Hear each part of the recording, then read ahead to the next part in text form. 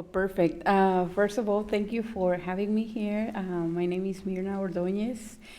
Well, my whole name is Mirna Judith Ordóñez Sandoval, and I'm from Guatemala originally, and I came here to study in the States a long time ago, and went back to my country, have some work experience in Guatemala and Central America, and now I'm back here helping a nonprofit organization to promote cycling.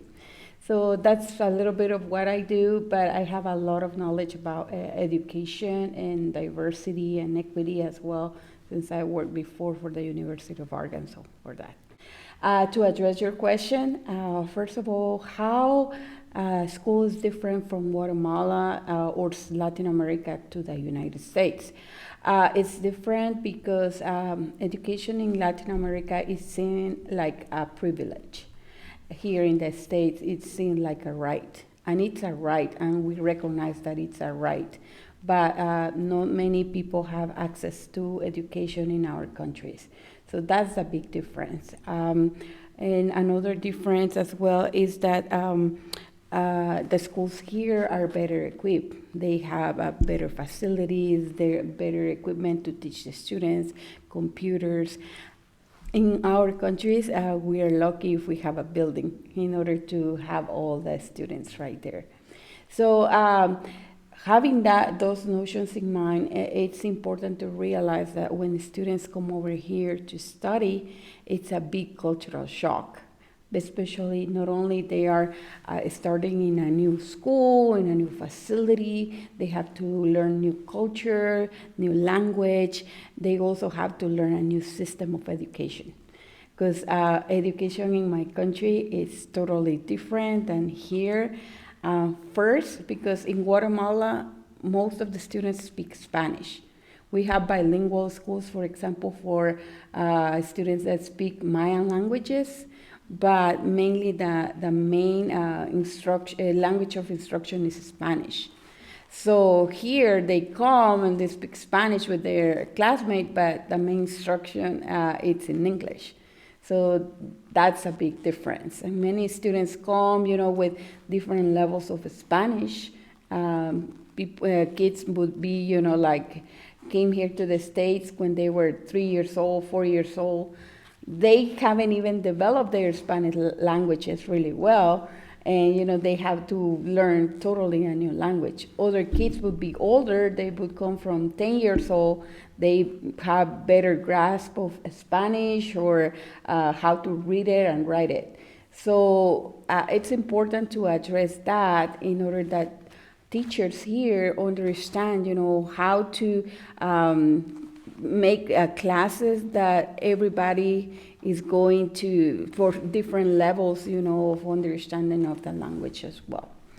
Another thing is like, for example, in our countries, at least in my country, Guatemala, teachers are not that prepared like in the U.S. Teachers here, they have to go to college, finish their college degree, have training, constant training, and they are better equipped to teach students. Teaching culture, that's a great asset right now, especially how our society, our communities are changing with more diversity each day. So, but here, you have more resources to be equipped, in order to provide better education for the students.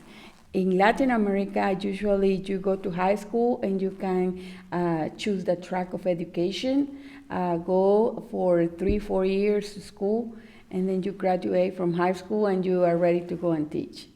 So there is a big gap right there in training, and so better equipped educators are going to make better students and more equipped students as well. So that's a huge difference as well. And like I was saying, there are cultural difference. For example, one of them that I can say is in Latin America, we address our teachers very formally, but as well we call it by the first name. For example, I may be called Miss Mirna or Señor Mirna or Profe Mirna. They call it by my first name, while you would be Miss Beers or Miss Baxter. So they call it for the last name. So if you have encountered a student that would call you by the first name, don't take it personal, like it's like, oh, he's disrespecting me, but it's the way we have it in our countries, and that doesn't mean that it's disrespectful at all. At the same time, other cultural differences, and I was yesterday in a seminar kind of symposium about addressing hunger in the schools, which was very enlightening, even though we're in the States, where there is abundance of everything, there are people that are going hungry to school and college, and in Guatemala or Latin America, children are suffering from that as well. A lot of times, children go to school, they don't eat breakfast, or they cannot afford breakfast at all. We don't eat lunch at school. No, it's not right here, like here in the States. You have from 8 in the morning to 3, to stay in the school. In our countries, you have 2 times that you go to school. You can either go from 7:30 in the morning to 12, and then from 1 o'clock to 6. You can choose which, time of the day is better for you to go. So in the meantime, there is time for lunch, but you have to take it at home. What students bring to the classroom or to the school is a little sandwich or something, that their mother packs. And during recess time, that's the time when they eat it. Some students cannot even afford that. So it's important to address that, because sometimes, with this food insecurity, in Latin America, you can also have students like that, here in your schools.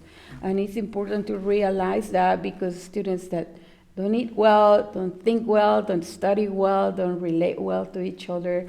So that's important issue, to take in consideration. And another thing that I would say is, like, students need to learn the system. In my country, like when you want to get an A, you said, I'm going to have 100 points, because it's based in a scale from 0 to 100. Everything, your homework, your exams, and then they do percentages at the end of the year. Here, it's like, okay, you get an A, but at the end of the year, that A, consists between a range, for example, and then you get credits. I never heard about credits at all in my life, except when I came here and started studying the university. And then I'm very analytical, so I start, okay, this 100 means this, and so that's how I kind of like analyze the whole process to understand how my grade was going to be at the end of the class or at the end of the semester. So, but not everybody is like me, that is very analytical, It's important that students understand that process. And like I'm saying, it's a whole new system that they have to learn. So you have to be, like very patient. The students don't know a lot of things, culture, language, and also the system. And it's a process. They are smart kids. They just need to go through this process of learning, and at the same time, you are a leader in your classrooms that are helping to encourage the kids to go this process in a smooth way. One important thing that we have to take in consideration is, like, we foster belonging through communication and how we communicate through language. So a lot of us that came from Latin America, or even families that have been born and raised here, we still wanted to preserve that identity. So Spanish is a big identity for us. We can communicate better. We know each other better with the language. So I wanted to emphasize that it's an identity, because We have also in my country Mayan languages. In other countries like Bolivia, they may have other type of native languages as well. So in our homes, we foster that belonging by talking in our preferred language. So not because they speak Spanish or Quechua or Quiche or another language, that means, like one language is better than another.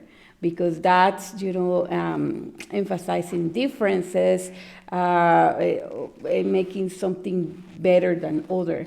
It's important to emphasize that everything is good. They are different, but it's good. So emphasize that. So Spanish is important. And I have heard a lot of testimonies of students that have been born here and they love to speak Spanish as well. And that they have been, called to attention from a teacher that they are not supposed to speak Spanish in school.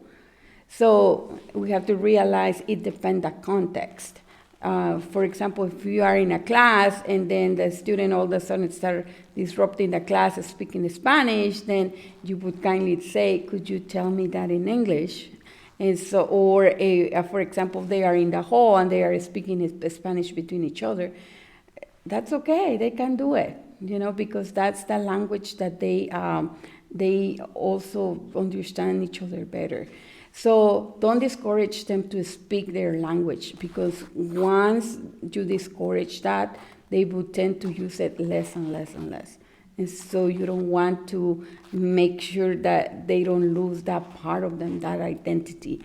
And it's the same in other areas as well, not only the language, but for example, I have heard stories that other students, start laughing of kids that bring smelly food, for example, pupusas or, tacos or something, That's part of their identity too, and it's okay, even though we may not like the smell, but, like I said, if we don't have something kind to say, just smile and let them be, That's the way how we respect each other. Another thing that families do in order to foster belonging is that we eat together. Eating together is such a big part of being a family, because in that context, you are able to communicate, with your parents, with your uncles, with your aunts, with your grandmothers, and at the same time, you enjoy the food, which again is part of us, our identity. Food for us it's big, it's important, because those who feed us is telling us, oh, we care about you.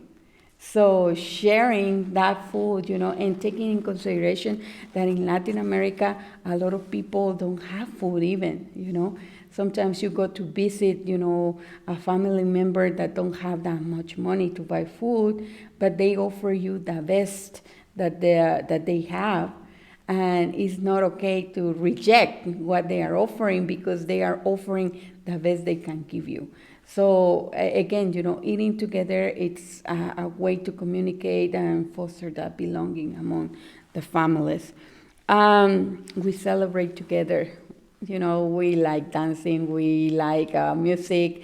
So whenever we have a birthday, quinceañera, we say 15 años in Guatemala, I don't know, first communion, we celebrate it. And we don't celebrate it only with our nuclear family, but we invite friends, extended family to visit with us as well during the celebration. So that's a good way to connect. Creating celebrations, that you have in common with the students, and play music, bring food that they may enjoy, because that again foster that connection, that belonging in there. Another thing is like we as Latin Americans or Latinos, we like to stand together. We may criticize each other between our family members, but we will never criticize our own family. So even in the bad things, we are always together. And even though we don't like somebody's hair or whatever, between each other, we always do things together to help each other. So especially, when tragedies come, in those moments is when you realize who your family is, and even friends, that are not your family, they come together to support you. So that's an important aspect about Hispanics or Latin Americans too. We care for one another, especially our elderly. Grandma can live with us until God gives life to her. It's not common that we put our elder in nursing homes. One person in our family will always take care, of our older grandmother or mother. So that's what family is about. You have to care for them as well. We do activities together, same here as in America, but especially we love soccer. Soccer, it's a big part of us as Latinos, so we enjoy going together to watch a soccer game or watch the soccer in the TV with our parents. So that's a big, even, you can do a soccer party, at the school, that will incentivize the students as well, that they belong right there too. So that's just one thing. And finally, I would say, emphasize, the students utilize their culture, they share their culture, emphasize that context as well, because I want to tell you this story. I went to Guatemala after my freshman year of college, and then right here, I speak English most of the time, but with my Latino friends, I was speaking Spanish and Spanglish, because sometimes it's easier to just say a word in English. Then I go back to Guatemala, and then I start speaking like I was speaking here. And then sometimes words in English came out to me, and I said it. And then one friend of mine, she said, speak only in Spanish. And then my feelings got hurt, and she's like, yeah, because you are in Guatemala and you have to speak only in Spanish. And then I was like, okay, I have to be mindful about the context. And then she said, if you speak only like in Spanglish, it's like you're a snob. And I wasn't trying to be a snob. I wasn't trying to say, oh, I am better than you because I speak English. I was just used to one context, and I wasn't changing to the other context that I was during the summertime. So it's important to, emphasize the students, oh, it's okay you speak Spanish. It's okay you eat this food. It's okay you do this. But be mindful as well of the context in which you are, because, some students may not know Spanish really well, and it's okay. But help them to understand where can they use that language. And for example, in school, they can use the language during the classroom setting, but they can use the Spanish as well, during their recess period or something. It's just that mindful, be mindful of the context. That's what I would say about it. First, learn to pronounce their name. So, saying the name correctly of a person is the sweetest thing you can say, I've been called Mirna, Morna, Marna, Irma, and so it's okay. I understand, they don't know how to pronounce it, and then I mispronounce it a little bit so they can actually, pronounce it well. It's Mirna, and but it's no. My name is actually Mirna, and so. But, if you take the time to actually learn, how to pronounce the student's name, that's going to be a big plus, and it's going to show respect for the student. So that's one of the things that I would advise. Also about, I would say, learn about the name composition. That's what I said my whole name at the beginning of the presentation, because, in our countries, I have a first name, a second name, then I have my last name from my father's side, and then I use my mother's last name as well, her maiden name. And that's our legal name in Guatemala. Some may not use their middle name or don't use any middle name, but still, or other people would have like 5 names in total. So learn that, because, that's also important, especially, for legal documentation. I know you do reports and things like that. Usually I just said Mirna Ordonez because that's how it is just here in the United States. But legally, my whole name would be those four names that I said to you. So you don't have to memorize all of them, but it's important to learn. For example, in Brazil, you use your mother's name first and then your father's name last. So it's different. So it's important to realize those kind of cultural practices as well. Another thing is like kindness. I appreciate kindness a lot. And I think that especially students that, are young or older kids as well will appreciate that kindness and the tone of voice in which you said the things.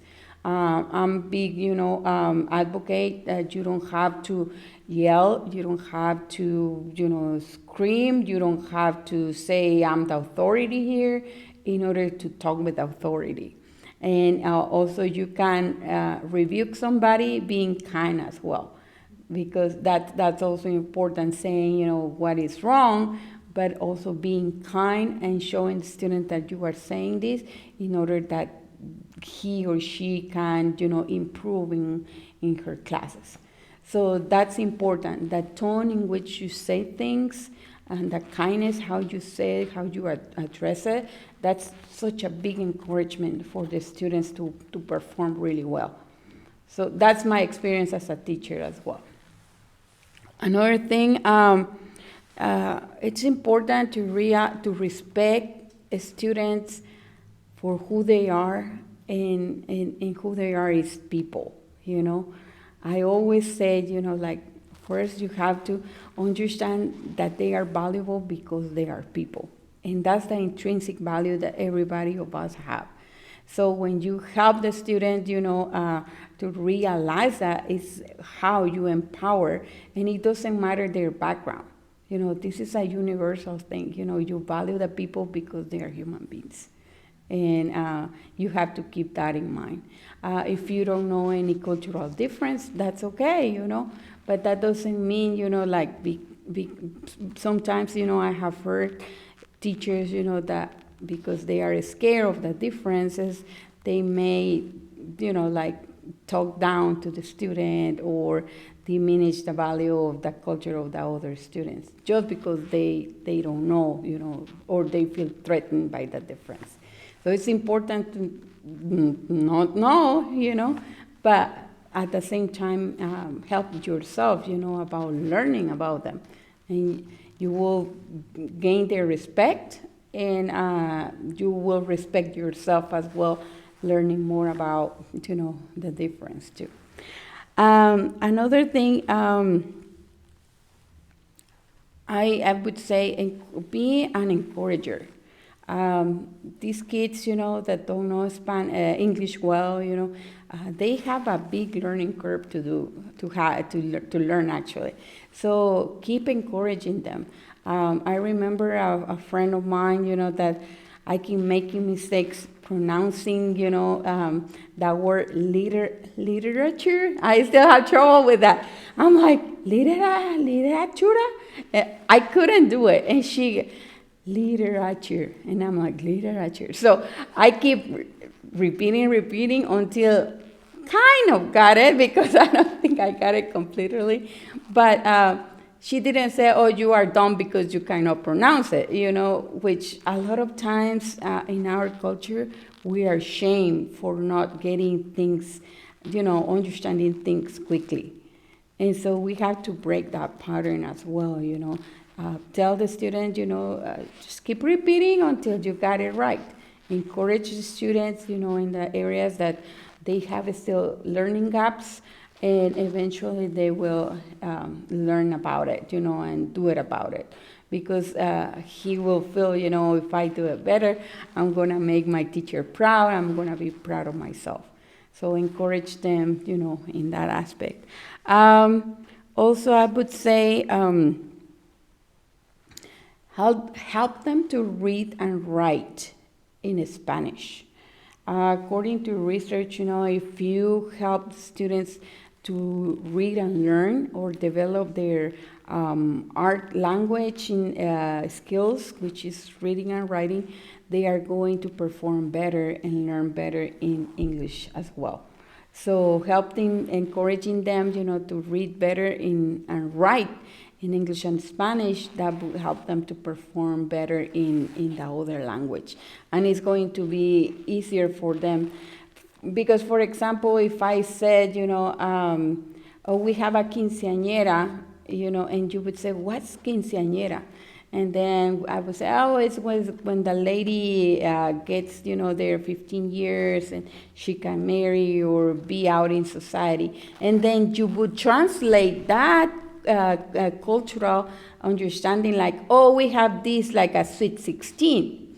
So you make this, association with your culture. It's the same with language. It's the same with language. If you know how to read a word in Spanish or how to write it, and you will be able to say, oh, this word in English is this similar, and oh, this is what it means in my language. So be mindful of that as well, to encourage students to read and write in Spanish too. And then also I would say learn geography. That's such a great thing, to make me be seen. Because, everybody in Latin America, it's a different country, even though we are all Latinos and Latin Americans. In our own countries, we have different customs, we have different values, culture. We share a lot of traits, but still we are proud of our languages. I feel disrespected, when somebody tell me, oh, Guatemala, which part of Mexico is that?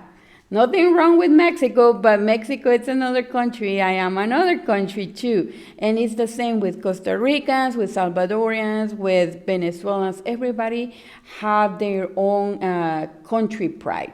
And we have to be mindful that not all the countries in Latin America below United States is South America, Like learning those is such a great thing in order to respect the students. Also, don't make assumptions like, oh, everybody in South America likes spicy food, for example. I don't like it at all. My dad used to like it. My mom liked it. My brother doesn't like it.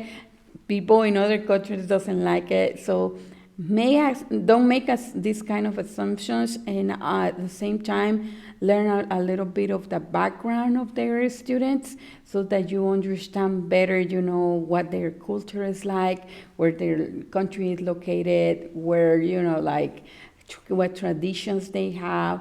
So you understand, better that in the classroom. And let them talk about their country, have presentations about the countries that they come from, and say, that's wonderful to learn, about your culture. So that's one of the things that make us be seen, talking about where we come from. Mm-hmm. Well, some traits, I would say, we tend to have big families. We love people, we love hanging out with people.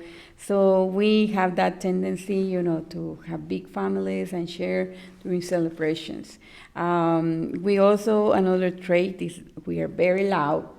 We are very loud. That doesn't mean that we are disrespectful, but we are very, very loud, especially with a big family of 6 children. You know, you have to stand your ground, and that's why we are also loud. So just understand that the kids, you know, like in the classroom may be loud, but it's because that's a cultural trait that we have. We are hard workers, and that's what I'm saying, you know, like if you keep encouraging your students, they are going to work hard, you know, to perform, but do it in a kind way and encouraging way. No shaming, you know, shaming shouldn't be, you know. In our countries, we are used to, you know, being shamed in front of the classroom, or, you know, that the people, we have to do a project and we need help, and somebody right away will tell us no. And when you said no to somebody, you know, you shut them down, you know, instead of saying no, you know, okay, let me work with you and see how you can accomplish this, you know, help them to keep dreaming, to keep doing, you know, because they are going to do hard work, you know, to make you proud, to make themselves proud. Another is we love music, we love food, and we love our language, So one way that teachers can connect with students is through music too. Play music, you know, that they can relate, and learn from that interaction as well. Put them to do some exercise in the classes doing the dancing, and say, hey, how do you dance this? Teach us, you know. And so, but at the same time, invite the students to share, because some may be so afraid to be laughed at, you know, and so encouraging the students, you know, to share their culture through an invitation, instead of like, hey, just picking you and you do it, you know. That's another way. Here in America, there is a lot of Latinos that they are undocumented. Their status is undocumented. So families here are more try to keep it more secretive. Their status, you know, because their interactions. I mean, you know, try to stay more secretive, because the same undocumented status. So they don't open up with many people except with their own circle. So sometimes it's hard to reach out, you know, especially I'm involved with a lot of community organizations, or especially government agencies. They are scared of that, you know. Even to go to the police, they don't like to do that, you know, because again, their irregular situation just make them scared, you know, to do that. So just be mindful about it, and you know, if you wanted to contact them, schools are the perfect way to do it, you know, because you know, Hispanic parents love their kids, and they would go, you know, to school whenever the school, you know, sponsor an activity, you know, especially for the families. Another thing to take into consideration in Latin America and here too, most of the parents work, and sometimes the mother stays at home, and she's the one going to the school to get the report cards of whatever meeting they have at school. But if you want to involve the father as well, he doesn't usually go because he's at work. So when I was at the University of Arkansas, we put together a program, but we wanted the father as well to be there. So what we did is we did the meeting in a Sunday afternoon. So that, and the parents came, all the parents of the families that we invited, the parents also came, because they were, you know, resting at home, so they were able to make it to the school. Sometimes we don't take that into consideration, but if you want to involve that father, you also have to, you know, make sure that they have available time in order to attend the meetings or celebrations or things like that. Create events like celebrating the Mother's Day or Father's Day. if you want to, get them more involved. And at least in my country, we celebrate Mother's Day, especially in the schools, with poetry or singing and dancing. We bring some, baskets with stuff, to give away to the mothers, and they feel celebrated because sometimes there is no money at home in order to take mom to, to lunch or whatever. But celebrating at a school, it's something that they are used to in the Latin American country, and that's something that you can also, incentivize to do this here too. So celebration, food, dancing, music, it's something that I would encourage you to find avenues to connect with families like that. Mm-hmm. We have a lot of holidays. We like to party a lot for sure. It's cultural. We have the main holidays, which is Christmas, New Year's, Valentine's Day, Dia de los Muertos. Independence Day is a huge one, especially because our identities. I would suggest as well to learn more about the different Independence Day of the different countries. Mexico and Guatemala is September 15. In Central America is September 15 as well. But other countries, they would have it in July or they would have it in October. So find out which day is the Independence Day of those countries. And, highlight that during classroom time as well. Because that, again, it's the identity of some of the students, it's country pride, like I was saying. And I would say, we have a lot of holidays. We don't celebrate all the holidays, but it's important to learn, like the main ones, that we celebrate in Latin America. Especially our holidays are important because a lot of our population is Roman Catholics, and so that's why, especially Eastern time, it's a huge celebration, in our countries. So because the religious influence, sorry about that those are kind of important for the people as well. So religion goes hand in hand as well with culture in our countries. Our countries have had kind of a little sour relationship with the United States due to different conflicts that had happened in the past. For example, the Mexican-American War in 1846 to 1848, I think.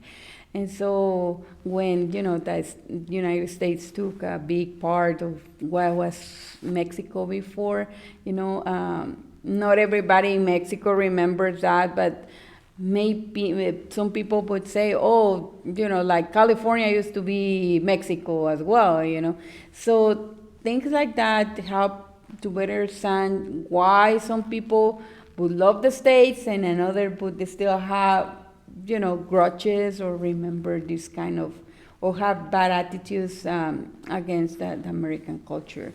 Also, the involvement of the United Fruit Company in Latin America, which not many people know, but this was a big company that was the one leading in the growth of bananas in Latin America.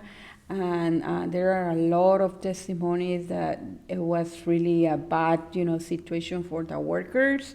And out of the conflict, that they have is when we start having a lot of, for example, in Guatemala, the internal conflict that we have with the guerrillas for about 36 years, because the guerrillas wanted, a better country, And so it's important to learn these kind of issues in order to understand why, people sometimes hate the United States, why other people love the United States. A lot of people that I know love the United States because it has influenced a lot of the popular culture that we have. We like to watch cartoons. We like Mickey Mouse. We love, Bugs Bunny. We love, the shows here, So it's a mixed feeling. We love everything, like the creativity.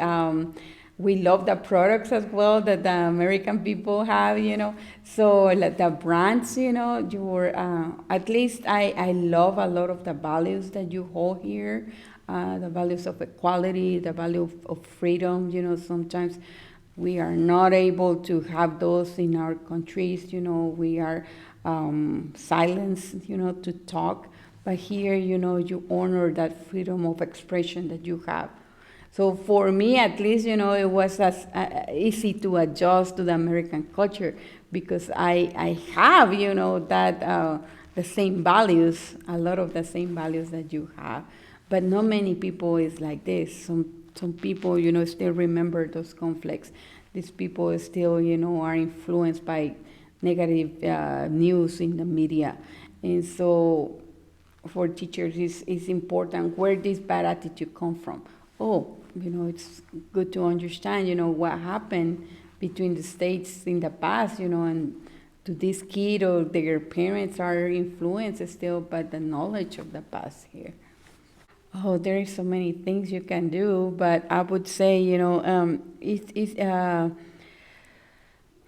first, provide information, of course, in English and Spanish, that's a given.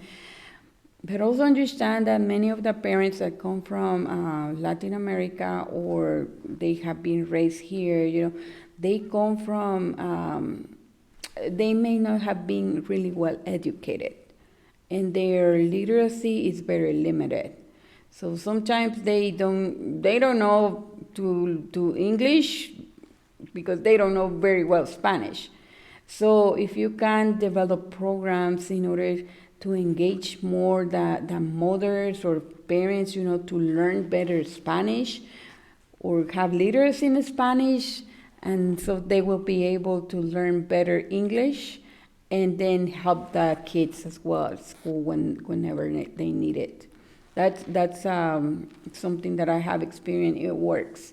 Another thing is like, since they don't have much literacy, many parents don't have much literacy, provide information not only in words, but use graphics. Graphics works a lot. In my country, a lot of people don't speak Spanish, they speak their Mayan language, and it's hard to communicate with them because of that. So what the research have developed is that we put information, in ways that, I look at the picture, and so now I have to do this, and now this, in order to get that. So it's easier for them to look at the picture and follow the instructions that way. That's a great way, to people to understand better without words or less words, how to do a certain process or what do you need from them. You need to sign a paperwork for them. Sign right here where it says F, signature, stuff like that, Another is provide celebrations, like I was saying before, celebration in which you can engage. Because this is how we work. We don't trust many people until we get to know them. And how we get to know them, like I won't go and if somebody comes and I say, hi, I'm such and such, I'm Larry, for example. And they said, I want you to give me $100. And I'm like, why? Because I'm asking you, I'm not going to give you $100. I don't know you. And what do you want it for? So there is this element of mistrust. So what you have to do is to build those relationships first, Like I said, a good celebration, you invite somebody to feel honored, they start trusting you in that way, And then I will introduce myself, talk about their families. Oh, do you know? I start talking. Oh, where are you from? And they're, oh, I'm from Guatemala. Oh, me too. And even we are the same from the same country. We are the strangers, but I need to trust that. I need to earn the trust of that person. Oh, what part of Guatemala are you from? And then they are start talking about it. I'll start sharing as well. So it's important to do that, to earn the trust first, so that you can better develop better relationships and get more engagement. Once you hook us up, you won't get rid of us. I'm sure. I'm sure of that. So be ready. Be ready for it. I like cultural understanding because I feel proud of my own culture. I feel proud of my food, of my country, of the heritage that I have, to represent other my people as well. Not everybody has been blessed with everything, all the education and opportunities that I have. So I'm thankful for people that have believed in myself, and I want to give back in helping others to understand my own culture, being an advocate, like we are Latinos, we are talented, we are capable, raising other people's self-esteem. Because when children don't develop that sense of identity, and they have that leads to self-esteem problems, to depression, and of course less performance at school. All the kids are talented, all the kids have their gifts, so help them develop that. And when we help our young people to develop their talents, we build better communities, we build happy kids, we build better families in the future, we build better the generations. So if you want to make a change, you have to make sure you understand the differences between cultures, between thinking, between everything, and be respectful for that. So that's what I want, to give my knowledge of what I have learned, for others to feel proud of themselves, of being Hispanic, of being Latinos, so they feel more confident and develop their skills and gifts as well. I went to a Spanish symposium a week ago, and I heard this amazing doctor that came and talked to us about how to teach Spanish to heritage speaker. I am not very acquainted with her research, but I know that she has amazing things to do. And her name is Dr. Kim Toposky. It's spelled Potowski,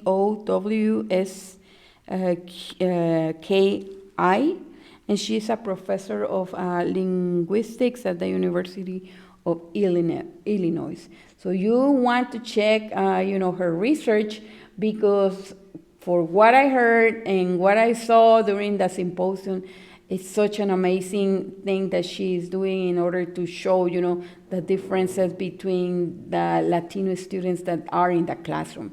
So check her research, because that would give you a big highlight, about what is going on right now and how you teach better to kids with different cultural backgrounds. Another thing is like, I see teachers as leaders, and I'm big about leadership. And I would recommend a book I read a long time ago, that is called The Leadership Challenge. And it's written by Jim Kusis and Barry Posner. That really helped me to understand, what are the elements of the leadership process and how can I implement it at work, at home, at school, and be able to encourage people to be the best they can be. Be good followers, be good leaders. So, and your children, your students, they are your followers, and you have to set a great example for them. So I would advise to read that book as well. Also, I would advise to read Spanish literary works, like, for example, Cien Años de Soledad de García Márquez, or Isabel Allende. She has really great books, you can read, or some other authors from Latin America, and understand the context in which this book was written. Because if they are writing this, it's for a reason. A lot of historical, events are written in those books, called fiction, but still you can relate, this happened in reality, but he's changing specific aspects when he is writing this book. So those works help you to have a better perspective as well of how Latin Americans appreciate or don't appreciate aspects of their own culture too. And like I was saying, learn geography, history, and it would be great if you can read it from a Hispanic author, because that's another viewpoint that you can take into consideration. Just a quick example, in Latin America, for us, everything is America. From Greenland to the Patagonia in Argentina, the whole continent is called America. And it's divided in regions: North America, Central America, South America, and the Caribbean. But for us, everybody should be called American. Especially if you go to Europe and they call you, are you American? I would say yes, because I was born in this continent.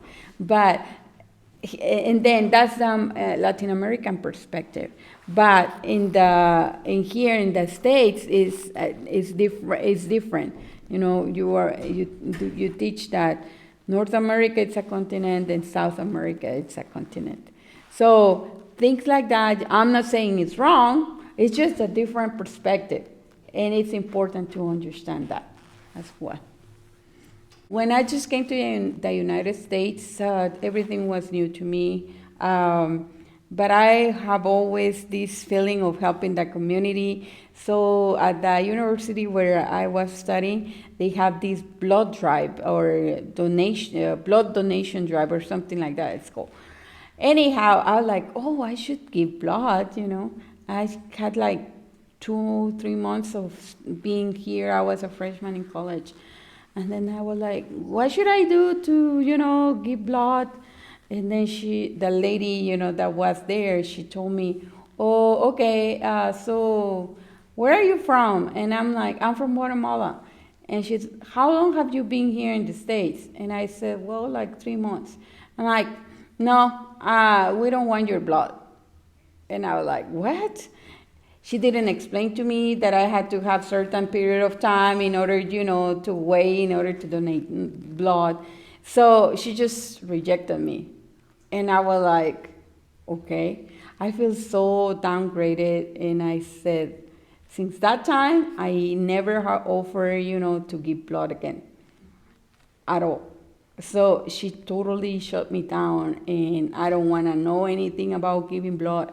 Even though I know that it's important to do it, I don't want to do it. Personally, I don't want to do it because of that experience. So it's important to realize, when you discourage somebody to do it, you don't know what the long-term effect of doing that is going to happen, especially in these kids, that are so influential at that age. So be mindful about it. For example, when you said don't speak Spanish, just English, you are totally discouraged them to, don't speak it anymore.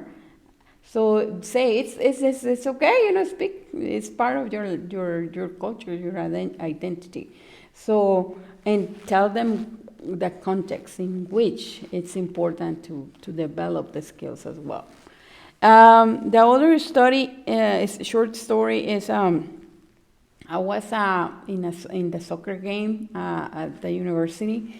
I love soccer since I was 16. My father didn't want me to play soccer because at that time, girls didn't play soccer. That's for guys.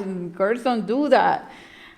I didn't care. I just play. I just wanted to play. That was my rebellious thing, at that time. So I came here to the States, and I was 18 years old. And right away, I just start playing in the soccer team.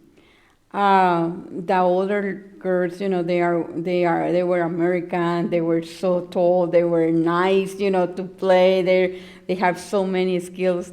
I felt, like, oh man, I really need to catch up with that. I never felt like inferior or in any way. I just knew I had to catch up with them. I eventually caught up, I put my hard work and did it, and then I became one of the strikers. Didn't like that position. I like to play in the midfield better, and then I felt really competent, in that place. And then one time I couldn't go to a soccer game. I was sick and I couldn't go. Then when the girls came back from the soccer game, and I said, hey guys, how did it go? And they said, well, we won, that's good. But we really felt, that we were missing you. And just by saying that, I feel so valued, so appreciated, that my work in the team contributed and it was important. So you want that. You want the kid, to feel valued, appreciated, and that they belong. It's just by saying these kind words, like my teammate said, we really miss you there. And I said, oh, I am an important part of this team. And so the whole anecdote is, value your kids, encourage them, appreciate their cultural differences. And you will see, how they are going to blossom, in the classroom by doing that. And thank you for the opportunity. I appreciate that.